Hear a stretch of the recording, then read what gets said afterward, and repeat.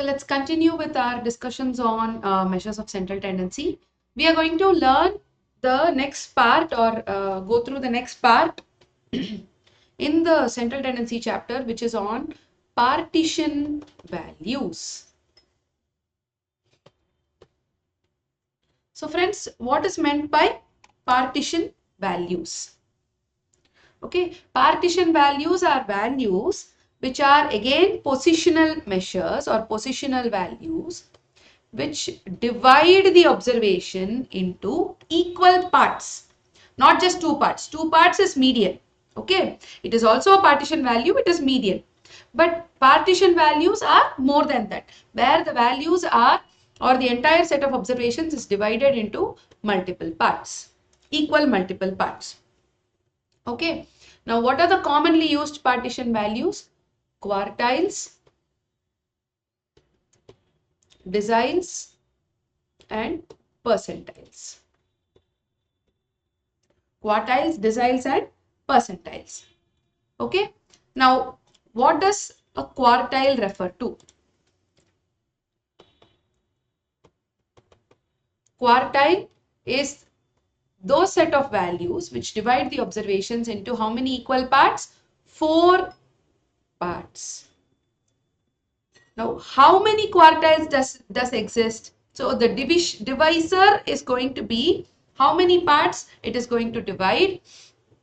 Okay, is 4, whereas the divisor is going to be 3 quartiles. Okay, so if you take a observation sequence, then Q1, Q2 and Q3 are the 3 quartiles which divide them into 4 parts respectively. Okay, now Q2 represents the median, which is nothing but the middle quartile, or it represents the median. Right? So there are 4 parts when quartile divides. However, there are only 3 quartiles and Q2 represents the median. Now, how do we mathematically or calculate the mathematically arrive or calculate the quartile values? Q1 is referred to as the n plus 1 by 4th position. Okay. Q2 is n plus 1 by 2th position, or n by 2 basically, which is median. And Q3 is 3 into n plus 1 by 4th position. 3 into n plus 1 by 4th position. This is 2 into n plus 1 by 4. So 2 and 4 gets cancelled. That is why we write it as n by 2. Okay. So how does calculation of quartile take place? Let's take an example.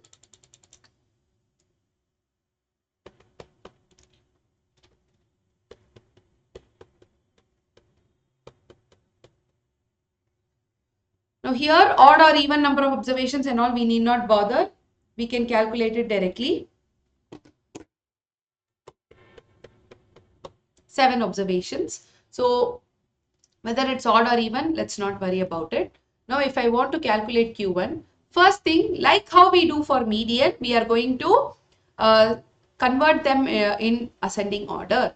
So put them in ascending order. I believe it is already in ascending order, so not a problem. Q1 is n plus 1 by 4th position. So 1, 2, 3, 4, 5, 6, 7. So 7 plus 1 by 4, which is 8 by 4.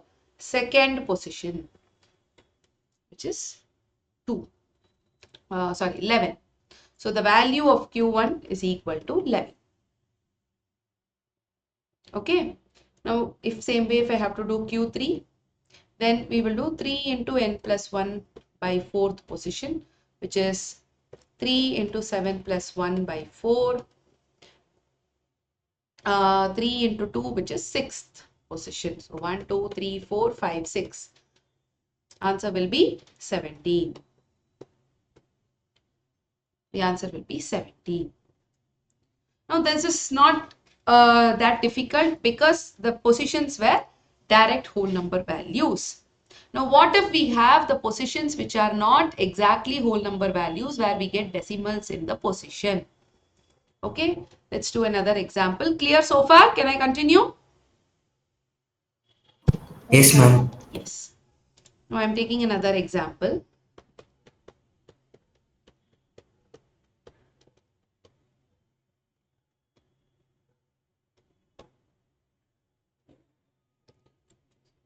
Three, four, five, six, seven, 8. Okay. Now I have 8 values. Now first thing, let's arrange in ascending order. 11, 12, 13, 14, 15, 16, 17 and 18. Okay. Now, if I have to take Q1, 8 values, so n plus 1 by 4. 8 plus 1 by 4, 9 by 4, which is 2.25th position. Now, how do we compute 2.25th position? For which we need to take first the whole number, which is 2. So, second position is 12 plus the decimal 0.25. 0.25 into, now what is the difference between the given position and the next position? Given position, second position is 12 and next position 13. So we need to do 13 minus 12. I repeat, first we take the whole number, value corresponding to the whole number of the position, which is second position 12 plus 0.25 into the next value minus the given value, which is 13 minus 12, which is 12 plus 0.25 into 1. 12.25.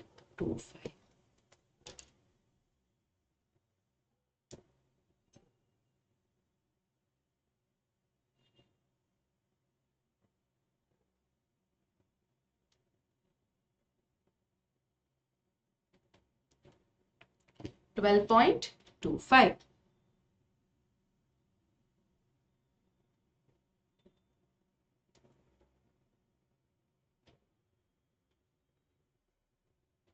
Okay. Now same way, if we have to do Q3, 3 into 8 plus 1, 4, which is 2.25 into 3. What is the value? 6.75. 6.75. 6.75th position.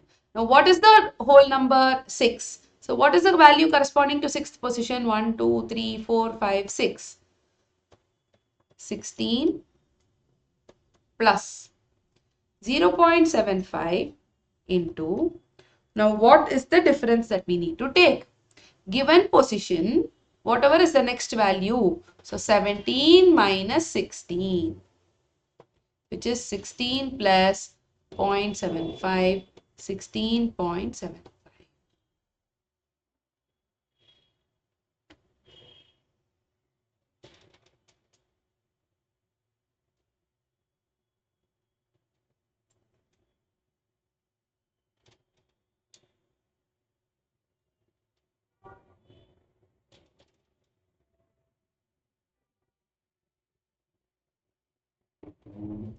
Okay, 16.75. Is that clear? Yes, ma'am. Okay. Yes, ma'am. Now this is for normal frequency method. Now same question, same formula we will apply when, no sorry, this is for non-frequency method.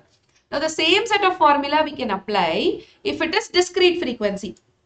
So let's take an example. Just taking.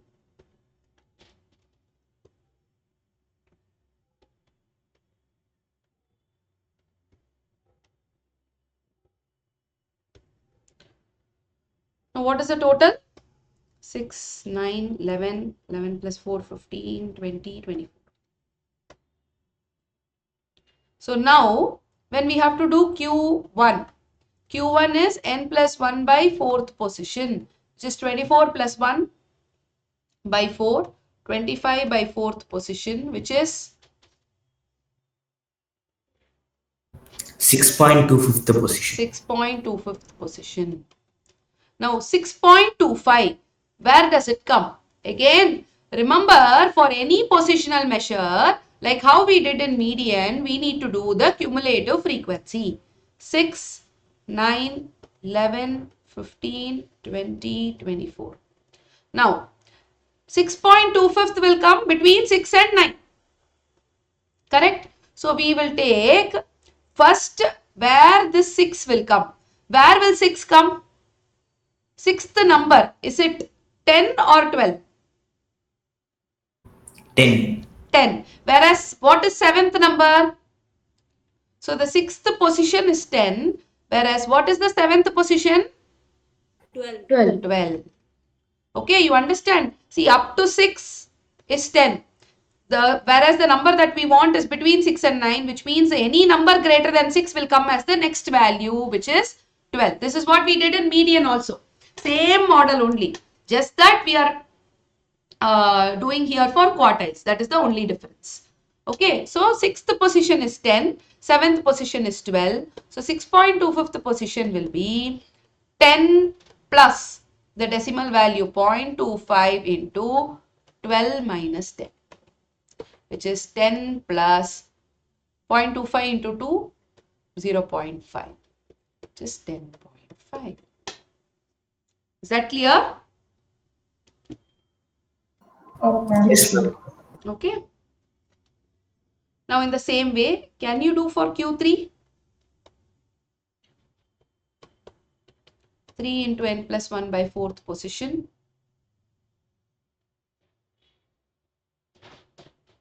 18.75.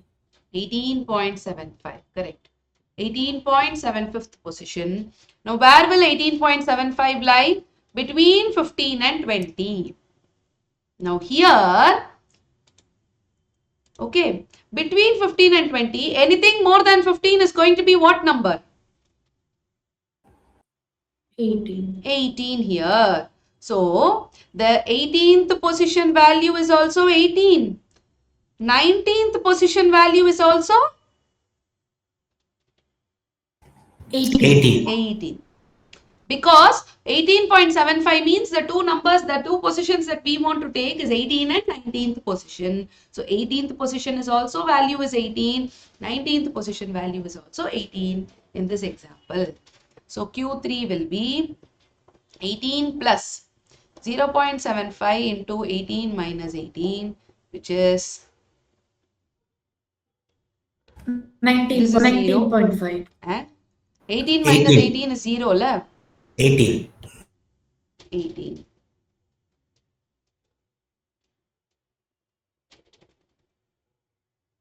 Understood? Yes, ma'am. Ma'am, 19 will go to 20, no, ma'am. 18 to 20 is 20. Okay, you are seeing the X column. You should see the cumulative frequency column. Oh, okay. Frequency, position value has to be seen from the cumulative frequency column.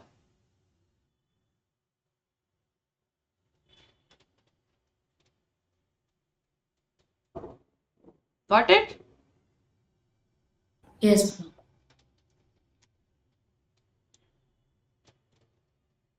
Okay. So clear with how you solve on the quartile value? First we saw was non-frequency model. Second now is discrete frequency model. Both are clear? Yes, ma'am. No. The third is continuous frequency model. Okay. Now see, if you see the patterns that we are seeing, everything is similar to what we did in median. But here we are just doing what we are doing for Q1 and Q3. Okay, so only the position calculation changes. Everything otherwise is similar to median, right? But we are just doing a couple of questions so that we get improved practice on how to arrive at quartiles. More importantly, quartiles are going to be tested not in just in central tendency, even in dispersion we have quartiles as a reference. So always be very, very sure on or be very conceptually clear on how you are calculating for quartiles or under all the three formulas or all the three patterns. Okay, so let's take an example here. 10 to 20, 20 to 30, 30 to 40, 40 to 50.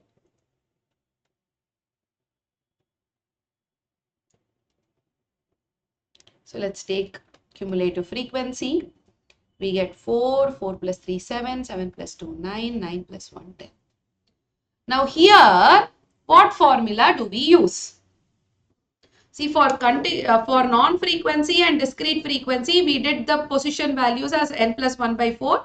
For Q3 as 3 into n plus 1 by 4. Here, if you see, remember in median, we did a different model. We did only n by 2 and we used the model of interpolation. The technique that we used is called as interpolation technique, right? So that technique we used where we use the formula L plus n by 2 minus n1 by n2 minus n1 into C. Same formula we will use. The only difference is for Q1, the value position will be n by 4.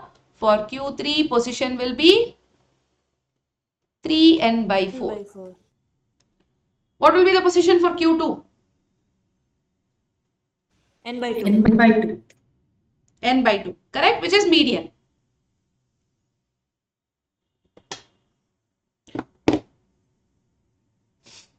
Okay, now let us solve for Q. N by 4. What is n by 4? 10. Total is 10. 10 by 4, which is 2.5. So, where does 2.5 lie?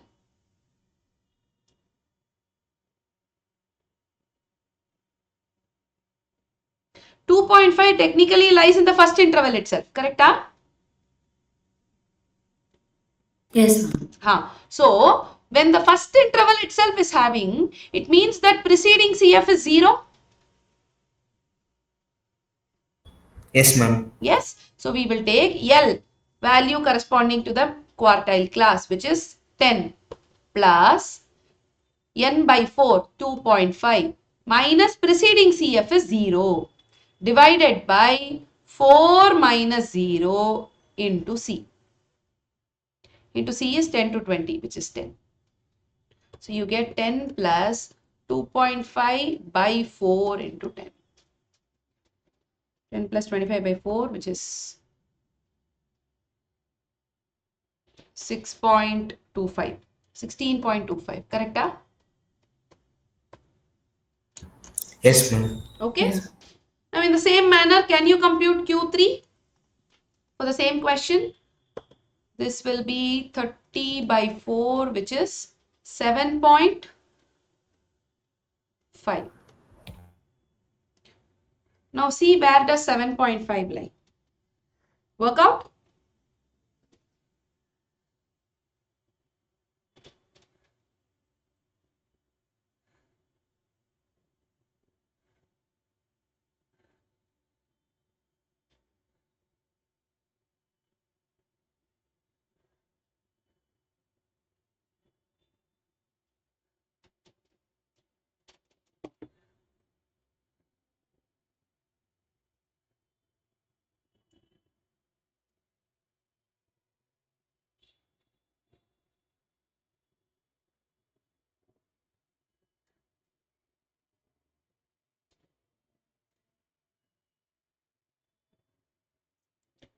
Let's work out. 32.5. Yes. So it is between 7 and 9. So this is N1 in this case and this will be N2. So I'm giving you the answer here. The corresponding quartile 3 class is 30 to 40. So Q3 will be 30 plus 9. Sorry, not 9. 7.5 then. 7.5 minus 7 divided by 9 minus 7 into 10. Which is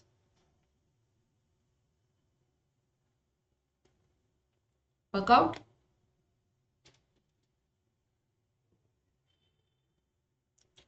0.5 divided by 2 into 10. So 5 by 2, 2.5, 32.5, correct? Yes, ma'am. Okay. So clear on how you are calculating your quartile 1 and quartile 3? Any Yes, doubts ma'am. in these calculations? Again, the same rule that we learnt in median will hold good. If the class intervals are non-continuous or non-exhaustive, you need to convert them to class boundaries. And then you need to calculate the value where the lower limit will be taken based on the class boundary, and the class length will also be taken based on the class boundary. Yes? Okay. So this is regarding quartile. Now we move on to the next type of next type of partition value, which is decile. Now that you have understood the concept of how we are working quartiles, same logic will hold good for deciles and percentiles, just that the calculation of the position will change. So deciles will divide the observations into 10 equal parts. And how many deciles we have? We have deciles from D1 to D9, which is we have 9 deciles, where the middle decile, which is nothing but D5, represents the median. So if I have to take D1, the position will be n plus 1 by 10 because it is 10 parts. If it is D2, 2 into n plus 1 by 10. If it is say D7, 7 into n plus 1 by 10. So like that we can calculate for any decile. Formula technique, calculation technique, everything is the same like how we did in quartiles. Clear? Yes, ma'am. Only in case of continuous frequency alone, we will not use n plus 1. We will use what? For D1, it will be n by 10. D2, 2n by 10. D7? 7n by 10. Correct. So logic is all the same. Denominator will be divided by 10 because it is deciles. Now same way, if I look at percentiles, it will divide it into 100 parts. And how many percentiles we have? P1 to P99, where the middle percentile P50 represents the median.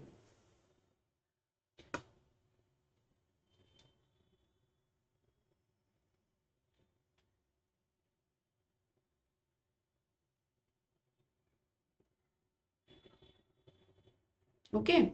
Now P1 is n plus 1 by 100. Say for example, if I want to calculate P45, then what will be the case, friends?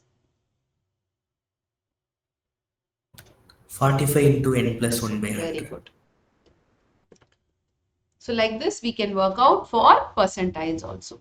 So the examination question can ask you questions on quartiles, deciles or percentiles.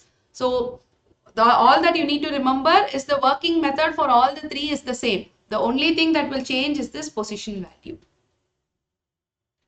So this is regarding the partition values. Got it? Yes, Yes, ma'am. ma'am. Okay. Okay. So with this, we summarize our conceptual discussion on the formulas for mean, median, mode and partition values. Now we come to the next part, which is properties of central tendency. Now, what is this properties? Nothing but certain basic behavior patterns of central tendency values, which is mean, median and mode, where these basic properties will be applicable across all the measures of central tendency predominantly, right? And these properties are going to be very, very important from your examination perspective. You can either get theory questions or you can get small practical application questions from these areas. Okay, shall we start? The first property We all know what is central tendency. Central tendency is nothing but the value where most of the observations are concentrated at a particular place. Okay. Now, the first point that you have to remember is when all observations are constant. So what happens here? Central tendency is value where it is concentrated the more.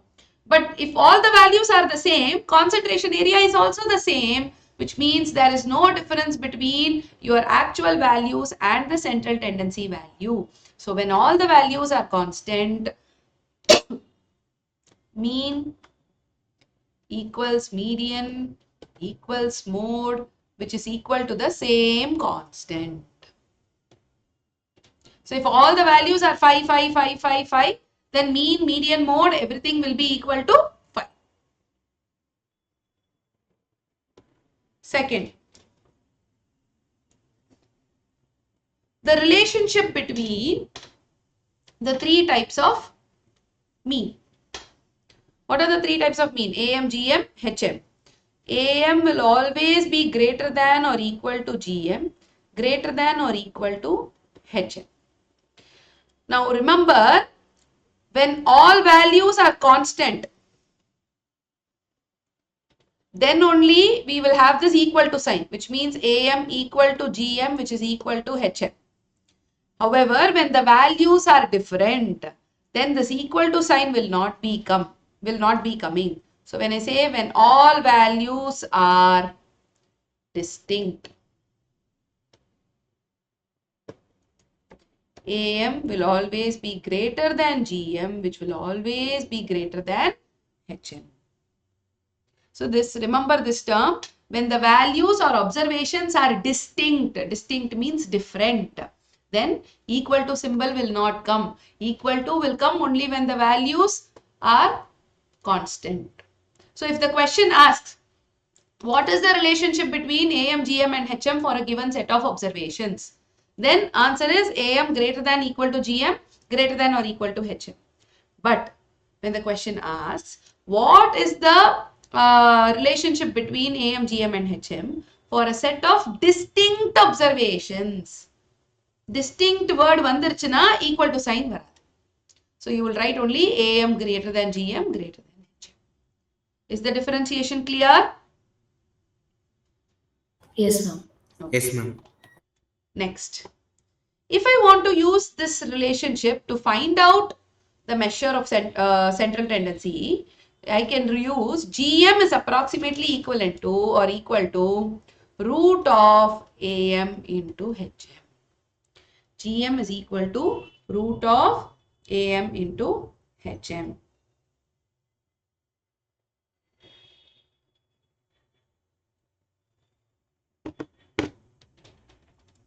GM is equal to root of AM into HM. Okay.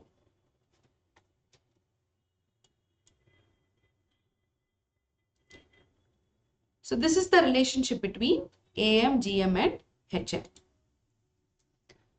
Now, let's go to the relationship between the three measures, which is mean, median and mode. And when I say mean, it is always arithmetic mean. Okay, let us do the relationship between mean, median and mode.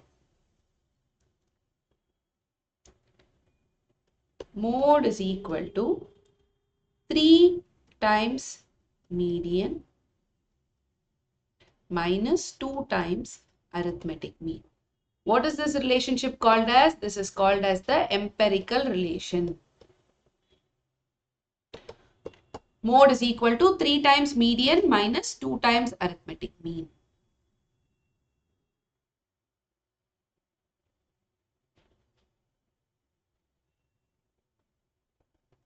Or I can write this as mode minus 1 median if I take it out here. So mode minus median is equal to, so out of 3 median I have taken 1 median out on the left side. So I will be left with 2 median and 2 arithmetic mean. 2 outside, 2 times median minus arithmetic mean. So this is just an alternate representation of the same formula. Mode is equal to 3 median minus 2 mean can be written as mode minus median is equal to 2 times median minus arithmetic mean. Am I clear? Yes, Yes, ma'am. ma'am. Okay. Next. Next we understand about the combined measures of central tendency. What do you mean by combined measures? If I have a group of observations where for that group I can calculate mean, median, mode. If I have another group, say for example, class A, arithmetic mean, median, mode I am calculating. Now class B, mean, median, mode I am calculating. If I want the combined measure of A and B together, I can do a one-shot calculation or a shortcut calculation using the mathematical relationship only for mathematical measure of central tendency or numerical measure of central tendency. Which is the numerical measure? Mean, median or mode? Which is numerical measure?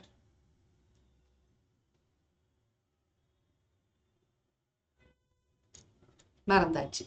Okay. Which is the numerical measure? Mean is the numerical measure. Whereas median and mode are positional measures. Median is positional, mode is based on repetition. Okay, so technically they are all positional values. So I can do the combined measure of central tendency only use for the numerical measure, which means only for mean. For median and mode, I have to redo the entire calculation by taking the entire set of observations for the both classes together. Whereas for mean, I can resort to a mathematical formula, which is what we call as combined mean. Combined arithmetic mean is equal to, okay, if I have two groups, n1, which is number of observations of group 1 into x bar 1 plus n2 into x bar 2 divided by n1 plus n2. Okay, n1 into x bar 1 plus n2 into x bar 2 divided by n1 plus n2.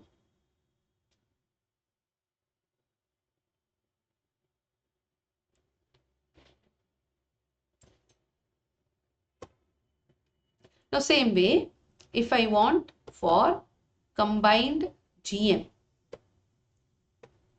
I have two geometric means, GM1, GM2.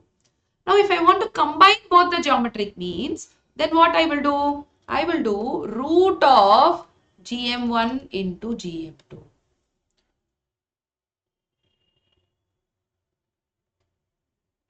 Root of GM1 into GM2. And same way, if I want to do the combined harmonic mean, then I will do harmonic mean reciprocal. So n1 plus n2 divided by n1 by harmonic mean 1 plus n2 by harmonic mean 2.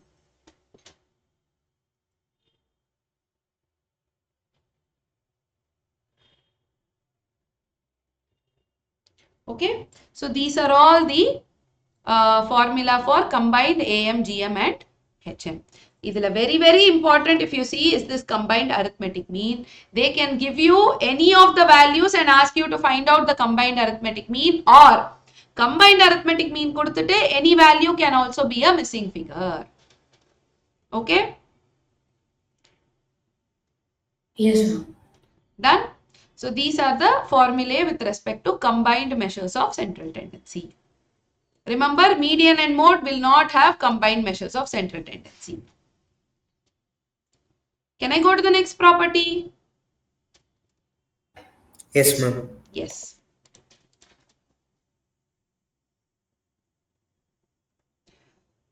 The next property is on change in origin and scale. Again, a very important point. What do you mean by change in origin and scale? A quick understanding. What is origin? Origin refers to the starting point, which means when your observations are shifting from the original starting point. When the observations will shift from the original starting point. If suppose the observations are like this, so from here it has to shift. When it is shifting from the original starting point, when the shift takes place is when your x value or the observation value increases or decreases. So the number line will shift when the observations increase, observation value increases, or will shift backward when the observation value decreases. So what happens when all the values are getting added or subtracted by a constant? Then that is called as change in origin. I repeat, when all the observations are added or subtracted by a constant, then it is called as change in origin. So, which is given as y is equal to x plus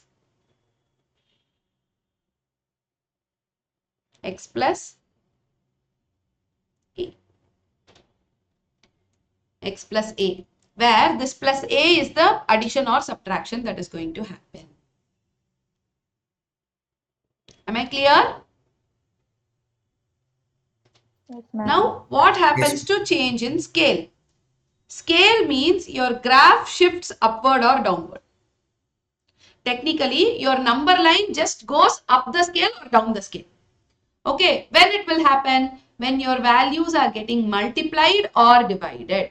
Like for example, when you have all written an exam for 50 marks. Now, in 50 marks, if I'm saying, one question is wrong, so for everyone will get plus 1 mark. Then I am doing plus 1, plus 1, plus 1, plus 1 to everyone. Then that is called as change in origin. Because value is getting added or subtracted. Now, if you have written for 50 marks and if I'm saying, I am going to convert all your marks to 100, which means all your marks is getting multiplied by 2. Into 2, into 2, into 2, into 2, into 2 constantly. Then that is called as change in scale. That is called as change in scale. So, all observations are multiplied or divided by a constant. And that is called as change in scale. Where y is represented by x into b or bx. So what happens? X is the given set of observations. I am multiplying it by a value. In our example, x is the set of observations which is marks for 50. I am multiplying it into 2. So it becomes marks for 100. Y is equal to b into x. Clear? Now, why is this important? This is going to give us certain basic rule of thumb for all the measures of central tendency, dispersion, everything. Now, when a distribution changes in origin and scale, okay, central tendency, which is mean, median, mode, everything is going to be affected. So, if every observation is going to get added, central tendency will also change. If all the observations have a multiplication impact, central tendency will also change. Which means central tendency is affected by both change in origin and change in scale. By both change in origin and change in scale. By both change in origin and change in scale.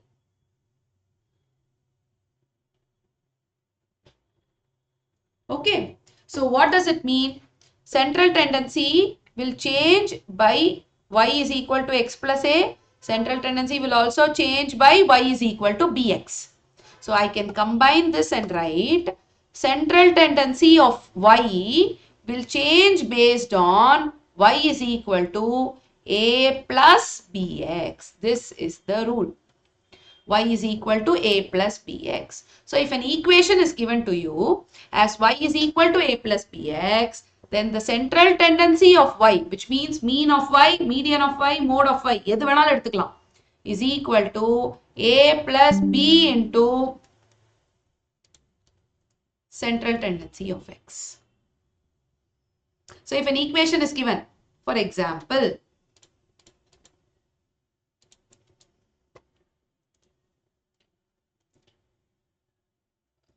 an equation relationship between x and y is given as 3x plus 4y is equal to 5. Mean of x is equal to 10. What is the mean of y? What is the mean of y? How do we calculate? First, for easier understanding, bring this equation to the common format. What is the common format? Y is equal to a plus bx. Ma'am, எதுக்கு ma'am கொண்டு வரணும்? அப்படியே substitute பண்ணலாமே. Yes, directly if you substitute, you will still get the answer. But bringing it to a general format is a pattern that you have to remember, because in central tendency, we will not have the problem. Whereas when we learn change in origin and change in scale concept for dispersion, correlation, regression and all, that will be a challenge. So always remember to bring it to the general format. Y is equal to 5 by 4 minus 3 by 4x. Agreed? Correct? Yes, ma'am. Okay. So this 5 by 4 represents the constant, which is change in origin. And this minus 3 by 4 include the sign, represents the change in scale. So a plus bx. Okay. So now the mean of y will be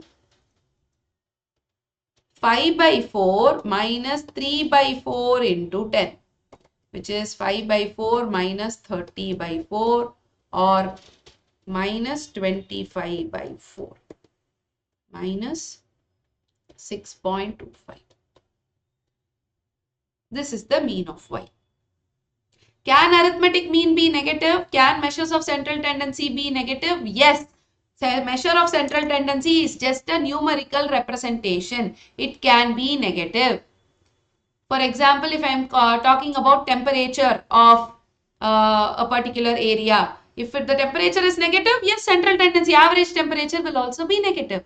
If you are talking about profit and losses, all profits will be positive value, losses will be negative value. If I have more losses, then I might tend to have an average profit which is a negative figure. Correct? So central tendency can take negative values. Remember that.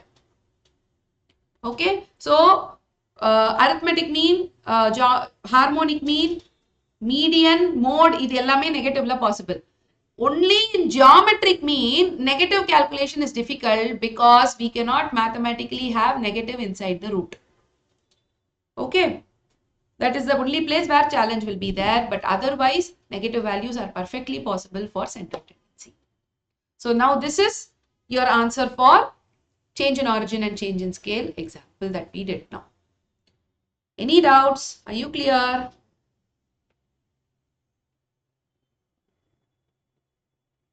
Yes, ma'am. Super. Okay. So this summarizes our properties, important properties of change in of measures of central tendency. Now, one other point, the last point that I want to drive home here is when all observations are considered, then sum of deviations from arithmetic mean. So I write the explanation, sum of deviation from arithmetic mean. X bar is arithmetic mean, deviation from arithmetic mean. We will anyway be learning this again when we do dispersion, but just because in central tendency also this is questionable, I'm just putting this point here. Sum of deviations from arithmetic mean will always be 0. Sum of deviations from arithmetic mean will always be 0. Okay? So totally, I think about 6 or 7 properties we have learnt.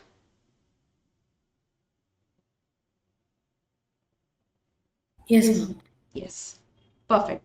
So this summarizes our discussion on measures of central tendency, including partition values and the concepts pertaining to properties of central tendency. Right, friends? Yes, ma'am.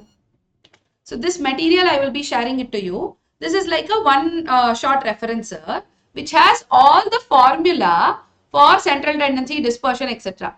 So if I take arithmetic mean, geometric mean, harmonic mean, okay, median, mode, what should you do when it is non-frequency, discrete frequency, continuous frequency. So all the formula that we just learnt and revised in class today is given. Same way, the properties, all that we learnt in the class is given to you. Okay, and what is the concept of partition values or partiles that I have given to you. So all these things I have given summarized in a one pager so that it will be easy for you to revise for your examination. Okay, I'll share this in the class in your group for reference purposes later. Clear? Okay, ma'am. Thank you. So with this, we complete our part 1 of this chapter, which is central tendency. We'll next start with part 2, which is measures of dispersion.